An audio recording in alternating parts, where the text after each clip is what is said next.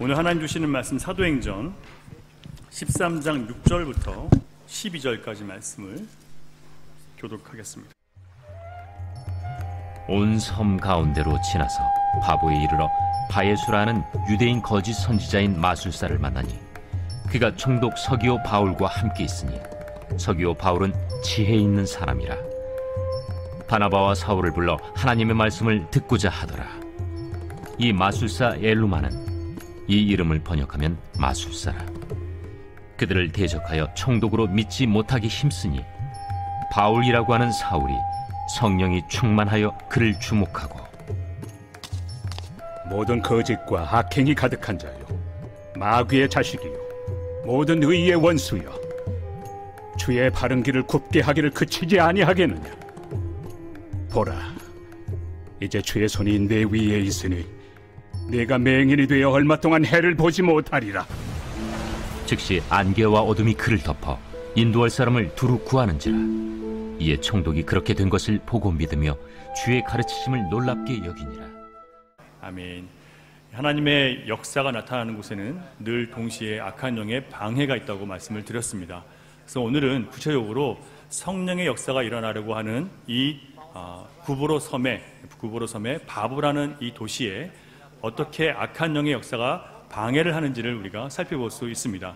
그래서 오늘 본문에서 우리는 성령의 역사를 방해하는, 성령의 역사는 늘 저와 여러분을 그리스도께 가까이 나가게 만들고 그리스도를 더 깊이 알아가게 만들고 그리스도께 복종하게 만드는 것이 성령의 역사입니다.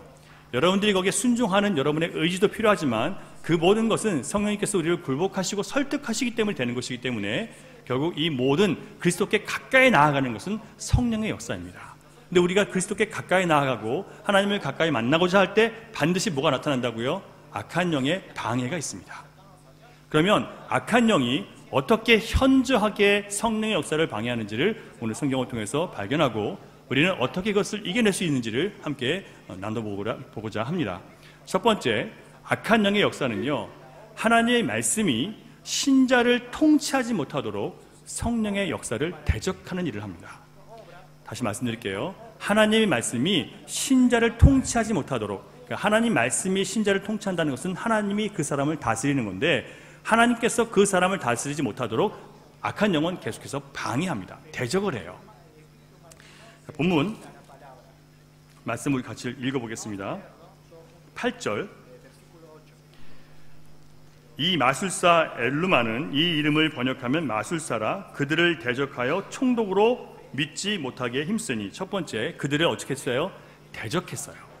이 마술사는요, 사도 바울과 바나바가 이 총독 서기오 바울에게 말씀을 전하려고 할 때 그 말씀을 전하지 못하도록 대적합니다.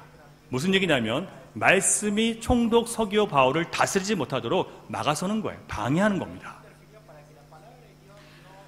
결과적으로 서기오 바울을 향한 하나님의 주권이 회복되는 것을 대적하는 것이 바로 악한 영의 역사입니다.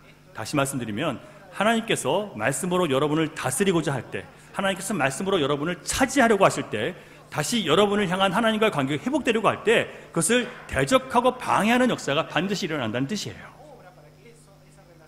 악한 영은 그리스도의 영이 우리를 통치하지 못하도록 온갖 방법으로 방해합니다. 만일 여러분들이 악한 영의 다스림 가운데 있다면 여러분들이 지금 어떤 행동이나 선택을 할 때 그것이 옳지 않은 것을 알면서도, 그리고 또한 나중에 뻔히 후회할 것을 알면서도, 그리고 그것이 하나님이 기뻐하시지 않는 것을 알면서도 나도 모르게 끌려가게 되어 있어요. 만약에 여러분과 제가 나도 모르게 하나님 기뻐하시지 않는 일을 하고 있고 나중에 후회할 일을 하고 있다면 그것은 악한 영의 권세에 내가 눌려 있다는 증거예요.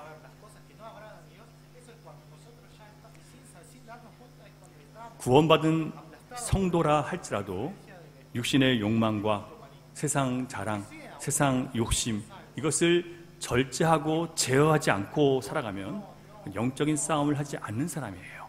영적인 싸움을 하지 않으면 아무런 저항 없이 하나님께서 분명히 죄라고 하신 것들을 생각 없이 범하게 되어 있습니다.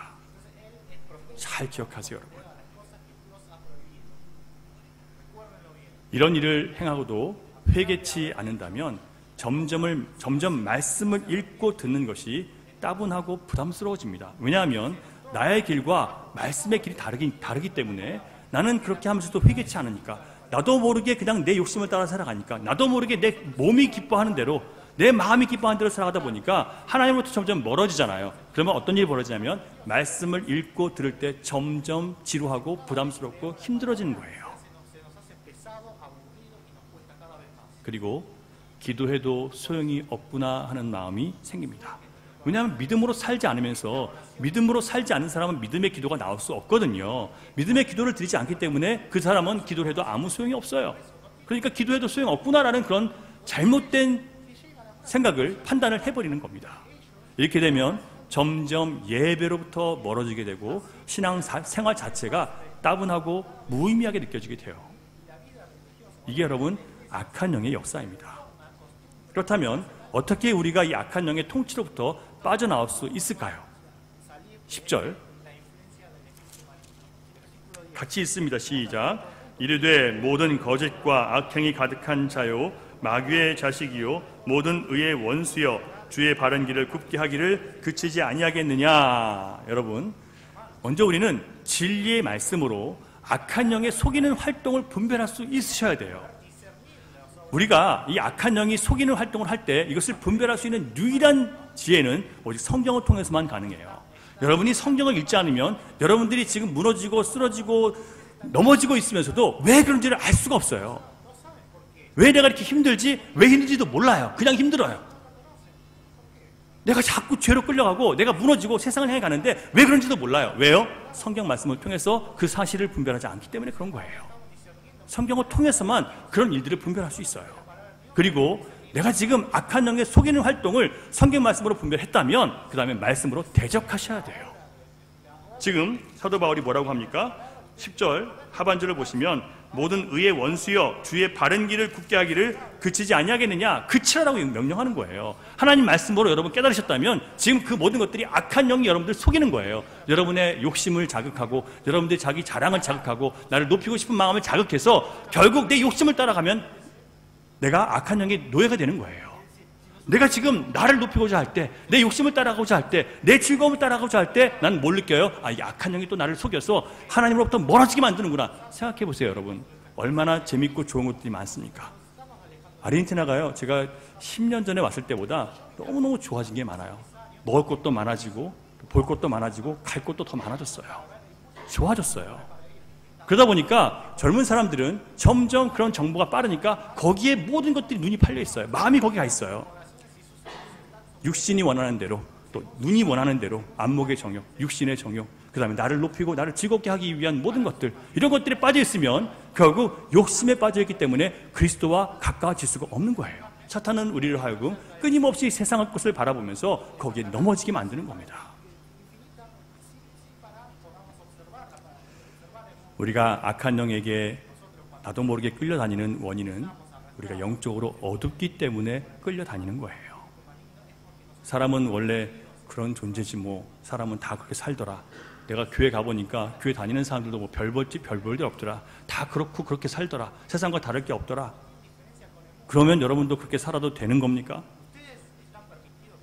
그러면 여러분도 그렇게 살아도 된다는 얘기일까요? 아니잖아요. 근데 우리는 사람들이 그러니까 그냥 나도 그럴 거야, 이렇게 생각을 해버려요.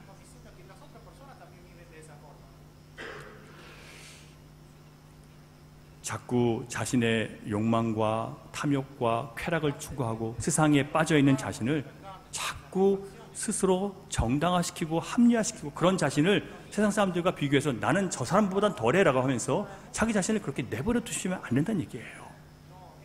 토저 목사님은 많은 사람들이 자기도 모르게 사탄이 정해놓은 도덕적인 표준과 정신적인 태도와 가치를 받아들이고 있다라고 그렇게 말을 합니다.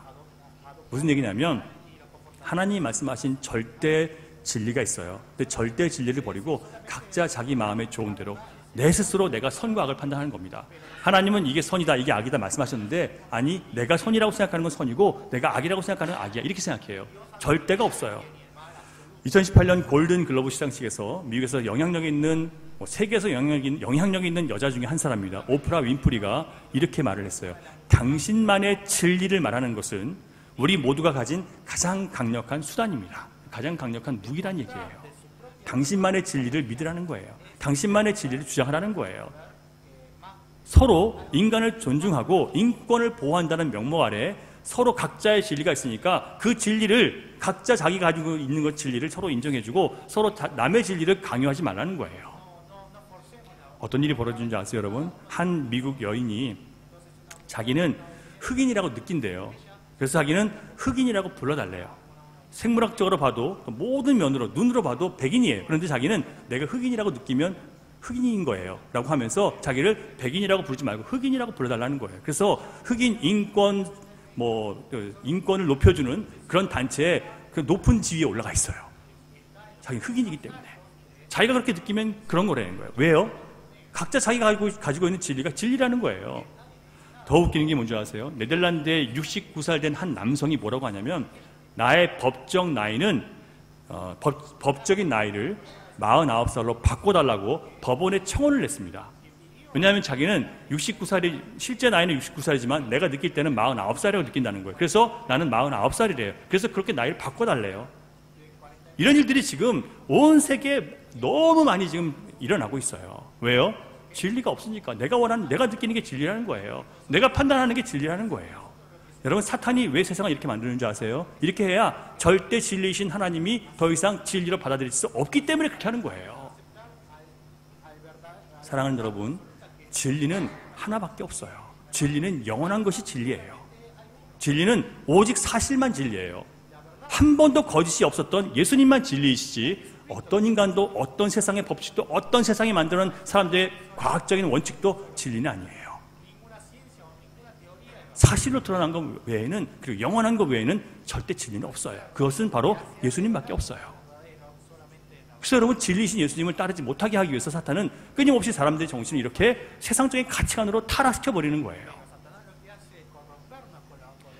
그러므로 여러분, 저와 여러분은 자꾸 하나님을 거역하는 세상 사람들이 말하는 세상 가치관, 세상의 정신들, 세상의 어떤 이런 가르침들을 대적해야 돼요.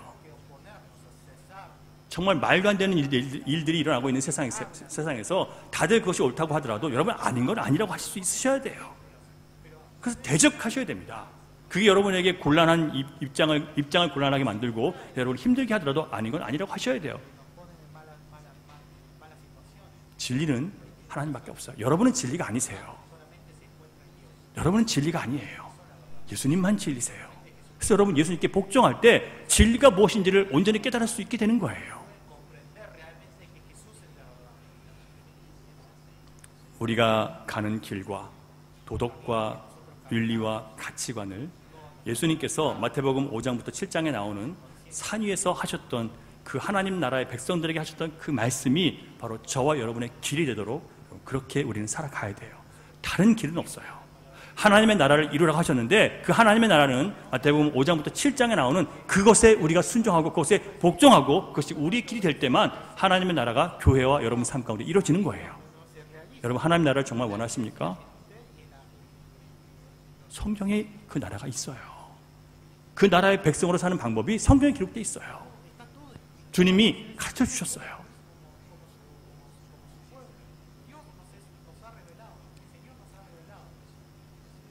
저와 여러분은 하나님 나라의 백성입니다. 맞습니까, 여러분? 하나님 나라의 백성이에요. 악한 영에게 속고 사는 세상에 속한 자들이 아닙니다, 여러분. 이제는 우리 주님의 길을 가야 돼요. 주님이 말씀하시는 길을 가야 돼요. 가지 않으면서, 가보지도 않았으면서 여러분 마치 다 아는 것처럼 말씀하지 마세요. 우리 중에 많은 사람들은 아직 가보지 않았어요. 절대 순종해보지 않았어요. 그러니까 아니라고 누가 얘기할 수 있습니까? 주님을 정말 나의 주와 그리스도로 온전히 모신 적이 없는 사람들이 많이 있어요. 근데 주님이 나의 주가 아니고 나의 그리스도가 아니라고 누가 얘기할 수 있습니까? 믿음으로 자신을 던져보지 않고는 누구도 그렇게 얘기할 수 없어요. 사랑하는 여러분, 저와 여러분은 하나님의 통치를 받는 하나님의 나라의 백성입니다.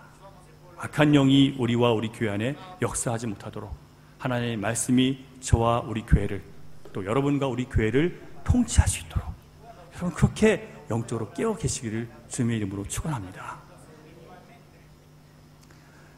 또 한 가지, 성도 개인과 교회 안에 성령의 역사가 나타나지 못하도록 방해하는 것은 험담의 영입니다. 험담이 뭔지 아시죠? 근거 없는 말로 사람들을 자기의 판단대로 이렇게 저렇게 얘기하는 것, 좋지 않게 얘기하는 것. 또한 근거 있다고 하면서 사랑 없는 정죄와 관용과 용서가 없는, 이해가 없는 비판을 하는 것이 바로 여러분 험담이에요.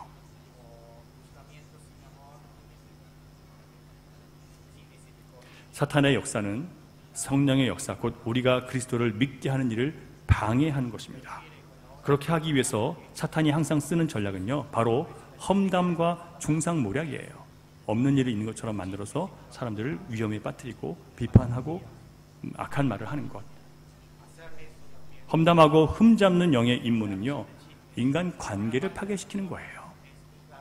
하나됨을 깨트리는 것은 사탄의 입장에서 볼 때 하나님과 하나님의 교회를 무기력하게 만드는 가장 좋은 방법이에요. 그래서 영적 침체와 분열을 일으키게 만듭니다. 그래서 험담과 비방의 영, 흠잡게 하는 영은 가장 우리를 어렵게 하는 그런 악한 영의 방법이에요. 가장 오래된 방법이에요. 그런데 가장 효과적인 방법이에요. 만일 여러분, 누군가 여러분에게 흠잡을 만한 사람이 생겼을 때 그 사람이 밉고 그 사람이 싫고 그 사람이 그냥 짜증나고 이런 마음이 든다면 여러분 험담의 영에 사로잡힌 거예요. 만약에 그 사람을 향해서 불쌍히 여기는 마음이 생기고 그 사람을 위해서 내가 돕고 싶은 마음이 생긴다면 그건 험담의 영이 아니라 그 사람을 돕고자 하는 그런 성령의 역사예요. 하지만 여러분 험담만 하는 것으로 그치고 비판하는 것으로 그쳤다면 험담의 영에 속고 계시는 거예요. 그러면 여러분 그걸 깨달으셔야 돼요. 누군가를 내가 자꾸 비판하고 정죄하고 욕하고 있다면, 그리고 그를 위해서 정말 기도하지 않고 있다면 여러분 속고 계시는 거예요. 악한 영에게. 그러면서 나는 뭐라고 해요? 그런 사람들이 늘 하는 얘기가 뭐냐면 나는 선한 것을 분별하는 것이다, 이렇게 주장해요. 저도 한때 그랬어요. 이 선한 것을 분별하는 거라고, 주님께 속한 것과 아닌 것을 분별하는 거라고 저는 그렇게 생각했어요. 그런데 그 안에 미움밖에 없다면, 그 사람이 그냥 싫다면 그것은 험담의 영, 악한 영에게 속고 있는 것이었어요. 그런 사람은요 마음이 지옥이에요.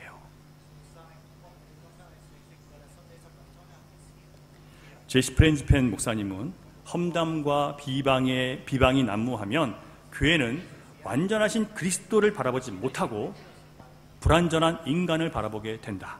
그러면서 서로의 실수, 잘못, 허물 여기에만 집중하니까 그 다음부터는 비방하는 일에만 더 몰두하게 된다, 이렇게 얘기를 해요. 그러니까 하나님께서 우리에게 보라고 하신 분은 예수 그리스도를 바라보라는 건데 부족한 사람들, 잘못한 사람들, 온갖 인간의 실수만 보이는 거예요. 그리고 그것만 계속 서로 비방하고 또 편먹고 비방하고 또 누군가에게 알지 않아도 될 걸 가지고 알려서 비방하고, 거기에 몰두하다 보면 어떻게 된다고요? 교회는 완전히 침몰하게 되는 거예요. 사실 우리는 이런 일들을 계속 너무 쉽게 해왔어요. 그리고 악한 영이 그것을 한다는 것을 모르고 그렇게 해왔던 거예요. 이제는 여러분 이것을 이겨내셔야 돼요. 극복하셔야 돼요. 이거는 이제 알아채셔야 돼요. 그렇다면 우리가 어떻게 이 흠잡는 영에게 속지 않고 진리와 믿음 안에서 든든히 설 수 있을까? 9절 말씀 보겠습니다. 9절 시작. 바울이라고 하는 사울이 성령이 충만하여 그를 주목하고. 자, 사도 바울이요 성령이 충만해서 그를 주목해 보니까 어떻게 보입니까? 이 바예수라는 사람이 악한 영에게 사로잡힌 거짓 선지자라는 것을 보이는 거예요. 거짓 선지자라는 것은 거짓의 아비인 사탄의 종이라는 뜻이에요, 여러분. 그게 어떻게 했을 때 봤어요? 성령 충만하니까 보이는 거예요. 말씀으로 분별하는 사람, 또 성령 충만한 사람은 그 악한 영의 역사를 볼 수 있어요. 근데 여러분 성령 안에 깨어있지 못하면요 이게 영적인 일인지 현실적인 일인지 분간을 못해요. 이 모든 현실적인 일은요 영적인 일과 연관되어 있는데 영적인 것을 하나도 보지 못해요. 그래서 그 사람과 싸워요. 그 문제와 싸워요. 그 문제의 원인과 그 문제의 모든 핵심, 그 사람이 아닌데 사람과 싸우는 거예요. 끝이 없어요. 이거는요 감정만 상하는 거예요. 우린 이런 싸움을 너무 오랫동안 해왔어요. 문제는 그 사람이 아니에요. 그걸 미워하고 용서하지 못하는 나의 문제예요.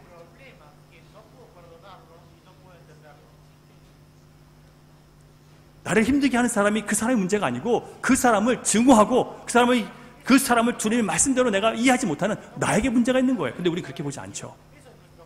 나를 괴롭혔어? 나를 힘들게 했어? 너는 안 돼. 너는 우리가 정죄시켜버려요. 그리고 미워하는 거예요.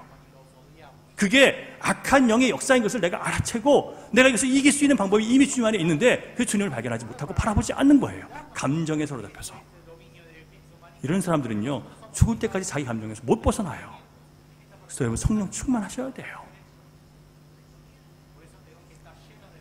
사탄은 우리가 누군가에게 비방을 듣거나 험담을 듣게 되면 마음이 꼬여서 그 사람에 대한 좋은 감정이 완전히 사라져버려요. 그래서 나도 모르게 같이 흠잡고 같이 비방하게 만들어버립니다. 그러면 교회는요, 완전히 험담하고 흠잡는 영에게 사로잡히게 되는 거예요. 험담의 영은 서로 미워하게 만들고 상처 입게 만들 뿐입니다. 놀라운 게 뭐냐면 제시 프렌치펜 목사님이 비판하고 험담하는 사람들의 특징은 뭐냐면 그들이 별로 기도하지 않는다는 것이 있다는 거예요. 별로 기도하지 않는다는 거예요. 아니, 특히 기도를 할 때 자기를 성찰하고 바라보는 기도를 하지 못해요.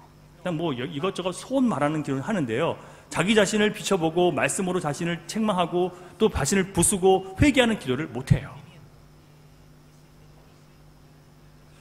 사랑하는 여러분, 우리가 흠잡는 영에게 먹히지 않으려면 성령 충만하기 위해서 늘 깨어 기도해야 됩니다. 누가 여러분에게 험담하거나 또한 여러분들이 험담할 만한 일들이 벌어졌을 때 먼저 여러분 그 사실을, 그 현실을 성경 말씀으로 분별해 보시기 바랍니다. 성령 안에서 분별해 보세요. 내가 만약에 이 험담을 듣고 내가 똑같이 반응하면, 또 내가 누군가를 험담할 일이 생겼을 때 내가 그냥 험담만 하고 미워하고 있다면, 그건 내가 지금 악한 영에게 속고 있다는 것을 내가 알아야 돼요. 그러면 어떻게 하시겠습니까? 하나님이 그리스도 안에서 용서하신 그 영혼을 내가 지금 다시 정죄하고 비판하고 있다는 것에 대해서 우리 심각하게 한번 자신을 돌아봐야 됩니다. 하나님이 우리 장로님을, 또 장로님들을, 앞에 계신 우리 권사님, 집사님들을 받아주셨어요. 용서하셨어요. 그들이 주님을 믿고 십자가 보혈로 용서받고 씻긴 받았어요. 근데 내가 누군데 나는 그 사람 용서해, 용서 못해, 내가 그걸 이해할 수 있습니까? 근데 우리가 그러고 있어요. 주님이 그들을 용서하셨기 때문에 주님을 믿는 그들을 우리는 그냥 받아주고 용서해야 되는 거예요. 이 마음을 배울 때까지 우리 마음은 계속 이 증오와 미움과 또 이 분리하고 험담하는 그 영에서 벗어날 수가 없는 거예요. 예수님이 우리를 어떻게 용서하셨습니까? 우리가 용서받을 만해서 용서하셨습니까? 예수님이 우리의 과거를 하나씩 다 들추면서 우리를 책망하셨습니까? 다 용서하셨어요. 십자가 위에서 그리스도를 믿는 것 하나만으로. 그리고 이제부터 예수 그리스도를 주로 모시고 하나님의 자녀로 살아가라고 명령하신 거예요. 잘 못 따라가기 때문에 또 우리는 하나님, 우리가 또 잘못했습니다, 회개하고 다시 주님을 또 쫓아가는 거예요. 언제까지? 주님이 이 땅에 우리 목숨을 남겨두실 때까지. 그러면서 점점 우리 그리스도를 닮아가고 성숙해지고 거룩해지는 거예요. 왜 내가 누군가를 지금 내 눈에 보이는 대로 평가하고 비판하고 판단하고 정죄합니까? 저와 여러분이 똑같이 마찬가지예요. 이제 우리 교회 안에, 주님이 하나 되게 하시는 이 교회 안에, 주님의 나라가 이루어져야 되는 이 교회 안에 험담의 영과 흠잡는 영이 우리를 사로잡지 못하도록 여러분 주의하시고 깨어있으시기를 주님의 이름으로 부탁드립니다. 그런 얘기가 나오려고 할 때마다 어떻게 하시라고요? 먼저 기도하세요. 하나님, 내가 또 이런 게 튀어나오려고 합니다. 하나님, 내 마음을 주님께서 다스려 주셔서 내가 그 사람을 더 이해할 수 있도록, 그 사람을 더 내가 참아줄 수 있도록, 더 용서할 수 있도록 하나님 도와주십시오. 기도하세요. 그러면 미움이 안타까움이 되고 증오가 여러분 관용과 사랑으로 바뀔 수 있습니다. 하나님의 나라를 이루는 사람들은 서로의 허물과 실수와 연약함 때문에 일어나는 크고 작은 일들이 벌어질 때 그것을 내 아픔으로 알고 기도하는 사람들입니다. 여러분, 우리가 그리스도 안에서 한 가족인 걸 믿으십니까? 머리 대신 주님 안에서 우리 한 지체, 우리 주사님이 계속 지체라고 기도를 하셨는데, 지체라는 것은 뭐냐면 한 몸이라는 뜻이에요. 그럼 한 몸이니까 누가 아프면 여러분 다 같이 아픈 거죠. 여러분 자녀가 아프면 여러분 안 아프세요? 마음이 아프지 않으세요? 여러분이 사랑하는 사람들이 아프면 여러분 같이 아프지 않으세요? 누군가 시련의 고통을 당해서 힘들어하면 같이 아프지 않으세요? 아니면 여러분 가족이 아니신 거예요.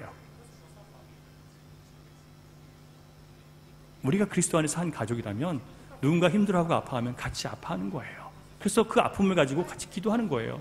그 사람이 연약하고 실수하니까 여러분 내 자식이 연약하고 실수해서 자꾸 실패하고 또 자꾸 죄를 짓고 나쁜 짓을 하면 그냥 그것을 정죄하고 미워하고 버립니까 여러분? 갖다 내쫓아 버립니까? 어떻게 하세요?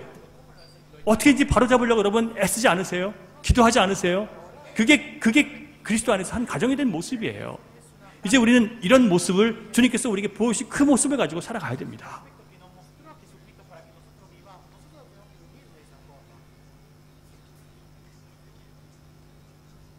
깨지고 무너진 모든 관계가 성령의 인도하심 안에서 다시 화목해지고 회복되어서 주님의 나라가 우리 개인과 우리 교회 안에, 우리 가정 안에 아름답게 이루어질 수 있기를 주님의 이름으로 부탁드립니다. 기도하겠습니다.